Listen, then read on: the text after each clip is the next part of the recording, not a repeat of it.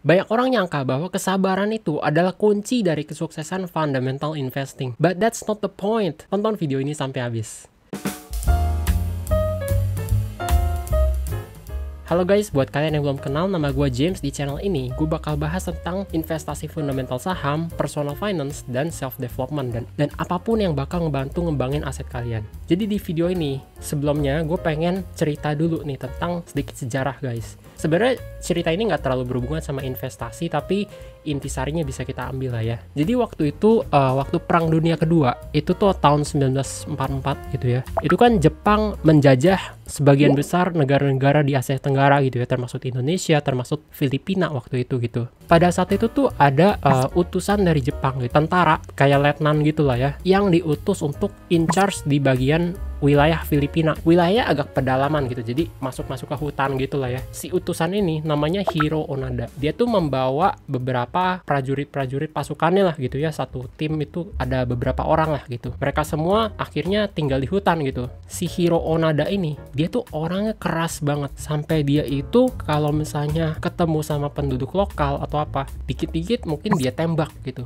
Ada farm pertanian dari warga lokal, dia langsung jarah gitu ya, buat dia makan dan tim-timnya gitu. Terus udah gitu ada orang mau masuk ke markas dia gitu ya, orang yang nggak tahu mungkin langsung ditembak mati gitu lah. Pokoknya keras banget dan kejam banget gitu ya. Suatu hari tahun 1945 itu kan Jepang udah menyerah kepada sekutu lah gitu ya. Jadi Jepang udah nggak menjajah lagi.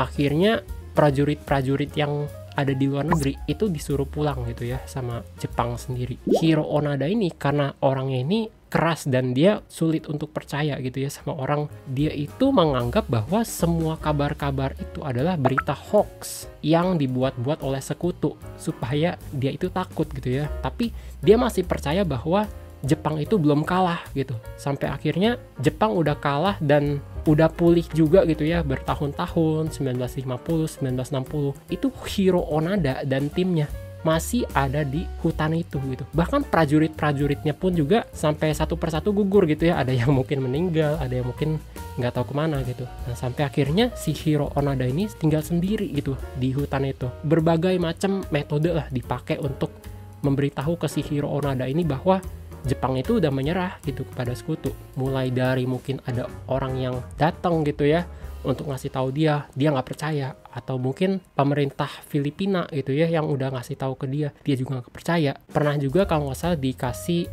surat gitulah ya, diturunin dari pesawat dari atas langit gitu, dia juga nggak percaya gitu.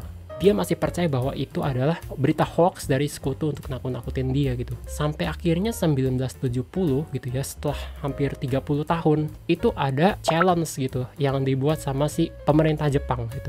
Dia itu men-challenge siapapun yang pengen belusukan masuk ke hutan Jepang untuk nyari Hiro Onada. Ada satu anak gitu ya di Jepang ini yang emang tuh dia hobinya petualang gitu. Jadi tuh dia passionate banget gitu untuk hal itu, dan dia pengen mengambil challenge itulah gitu. Terus akhirnya dia pergilah ke Filipina gitu untuk mencari Hiro Onada. Setelah mungkin beberapa hari, beberapa minggu, beberapa bulan gitu ya, akhirnya dia ketemu juga gitu si anak ini kepada si Hiro Onada.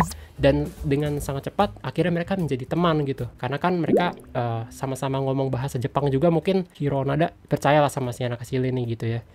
Sampai akhirnya si anak kecil ini bisa nge-convince Hiro Onada untuk pulang gitu, memberitahu bahwa Jepang ini udah kalah kepada sekutu dan ayo kita pulang gitu. Akhirnya dijemputlah ke Jepang gitu, balik naik pesawat. Sampai di Jepang, Hiro Onada ini tuh langsung jadi artis dadakan lah ibaratnya. Semua orang tuh tahu bahwa dia ini tuh adalah seseorang yang sangat loyal membela Jepang. Sampai bahkan 30 tahun pun tinggal di pedalaman Filipina, dia masih tahan demi membela Jepang gitu ya. Banyak tuh dia masuk TV gitu ya, dikasih penghargaan sama pemerintah Jepang, sampai bahkan dia bikin buku gitu ya, kalau nggak salah judulnya Never Surrender gitu. Dia tuh pengen menggunakan popularitas dia saat itu untuk mempengaruhi, jadi influencer nih kepada warga-warga Jepang pada saat itu, untuk diajarin gitu kayak nilai-nilai luhur Jepang dan sebagainya gitu. Tapi yang dia temukan adalah masyarakat Jepang tahun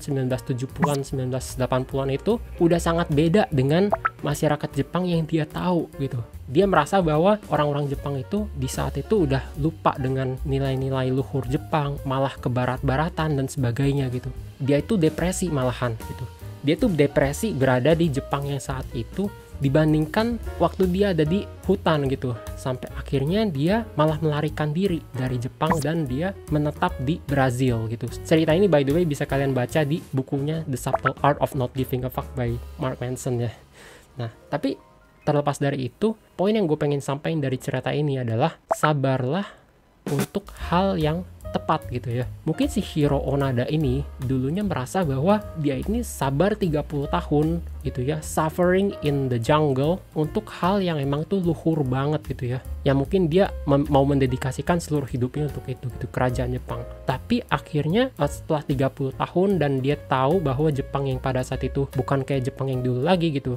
Dia merasa selama ini gue 30 tahun berada di hutan membela Jepang yang dulu, buat apa gitu ya, it's kind of pointless for me gitu. Nah, jadi kalau misalnya kita dalam investasi pun, itu kan kadang-kadang saham kita nggak naik-naik dan kita nggak tahu kapan naiknya gitu. Sebenarnya dalam investasi itu, kesabaran itu sendiri, itu jadi double edged sword gitu ya. Sabar untuk hal yang benar, itu jadi kesabaran yang emang baik gitu. Tapi kalau sabar untuk hal yang salah, itu jatuhnya malah jadi buang-buang waktu. Malahan kadang-kadang banyak orang yang udah tahu salah dan dia nggak berani cut loss, tapi dia menyelimuti itu dengan kata-kata sabar. Jadi dia nggak berani untuk menerima sunk cost gitu. Padahal kadang-kadang hal itu diperlukan supaya kita bisa move on lagi ke hal lain gitu yang lebih bagus daripada kita buang-buang waktu lebih panjang lagi untuk hal yang salah gitu. Nah, makanya kita bisa mencegah sabar untuk hal yang salah gitu ya, yaitu dengan kita perdalam analisa kita. Salah satu saran yang gue saranin gitu untuk pemula, kalau misalnya pengen mulai belajar fundamental investing, value investing tepatnya, itu adalah value investing lah ke